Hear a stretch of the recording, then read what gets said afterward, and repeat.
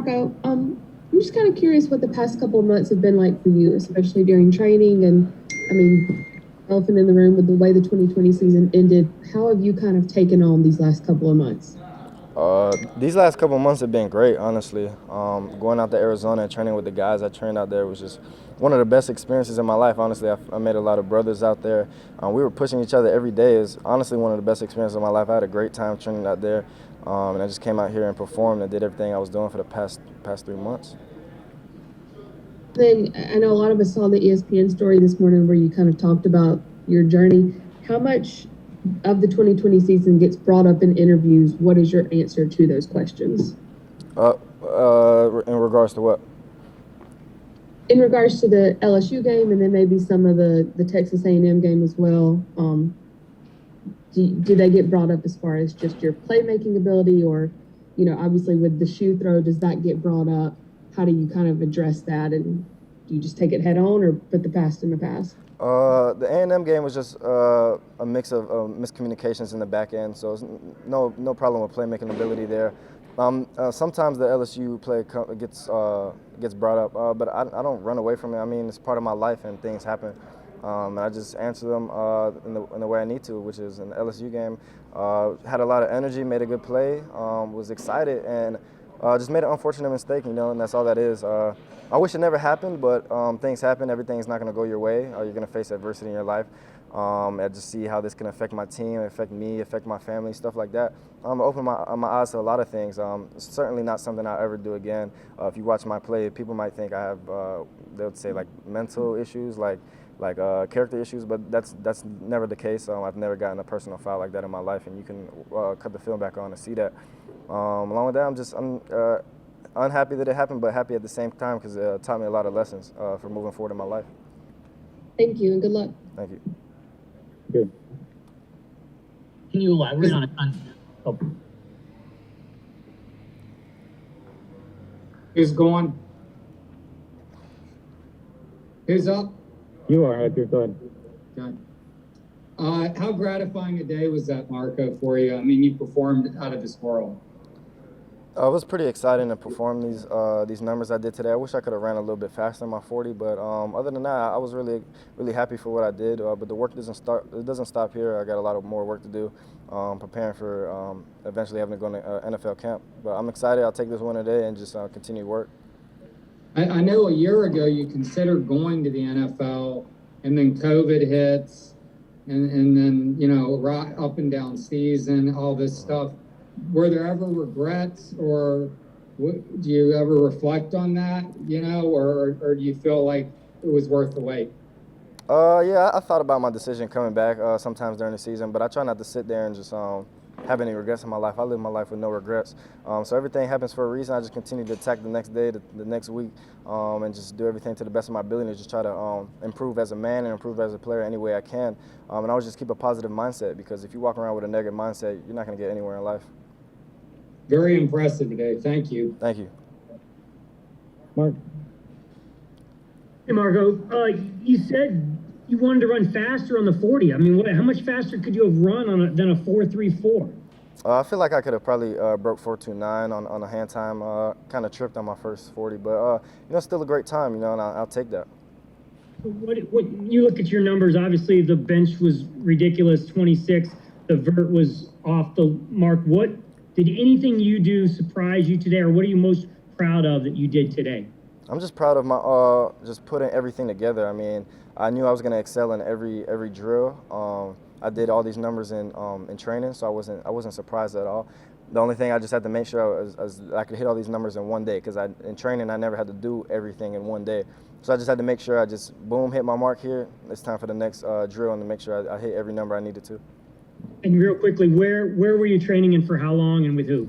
I was training at Exos in Phoenix, Arizona, and I was training with Nick Hill was my speed coach, and Barlow was my strength coach. Those guys are probably the best draft prep guys possible.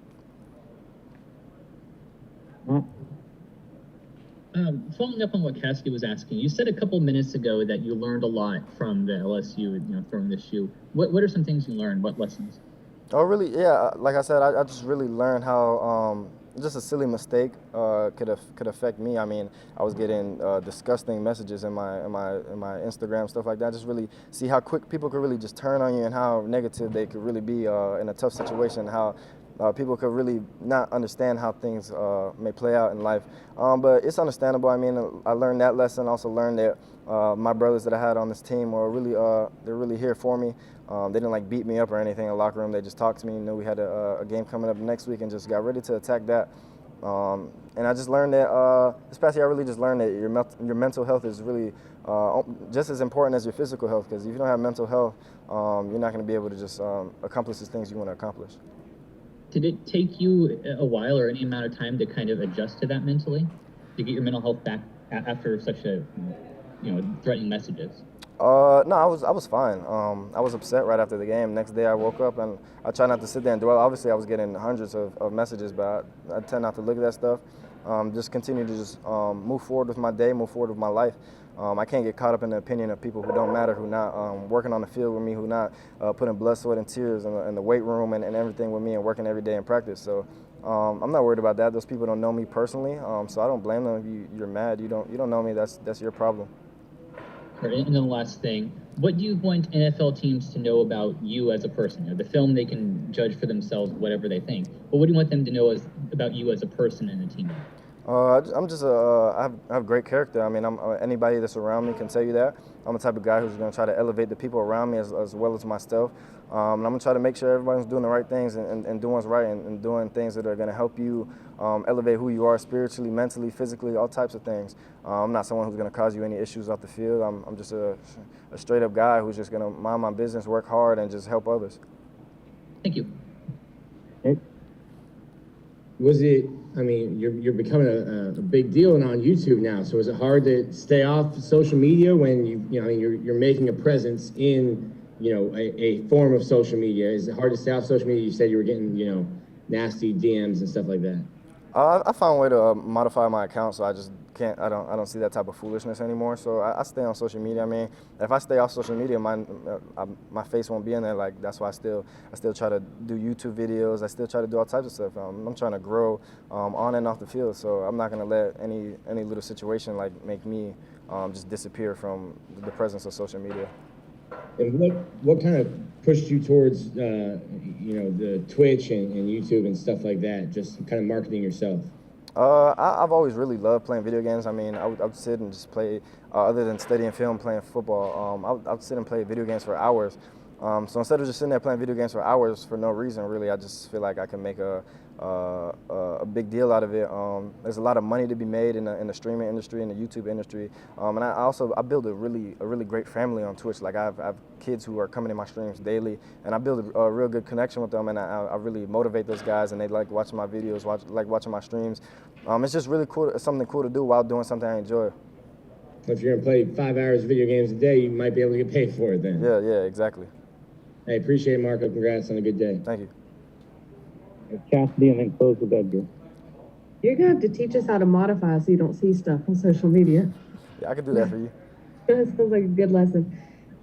Your former partner in crime has spent a year in the NFL now, CJ. What has he kind of told you about this process and how to take it on, and what you can kind of expect over the next month or two?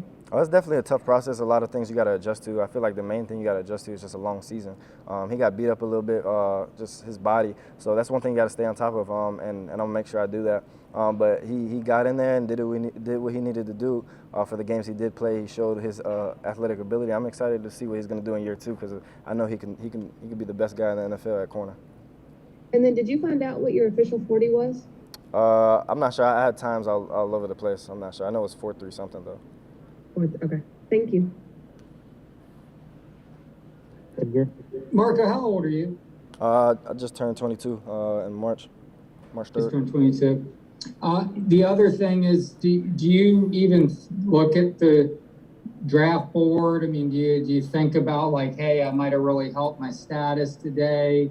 Do you have a goal? Do you want to be selected in the first few rounds? I mean, where do you stand on all that? I've honestly never looked at any draft boards. I don't care about that type of stuff. I honestly don't care where I get drafted. I just know when I just need a foot in the door for the NFL. I know when I get in the NFL, I can show the ability I have. I know I can play. I know I can start on an NFL team. I know I can make plays. It's not worried about being CB1 or whatever everybody says. They get caught up in that. I'm just here to work. I'm just here to elevate my game, elevate my mental.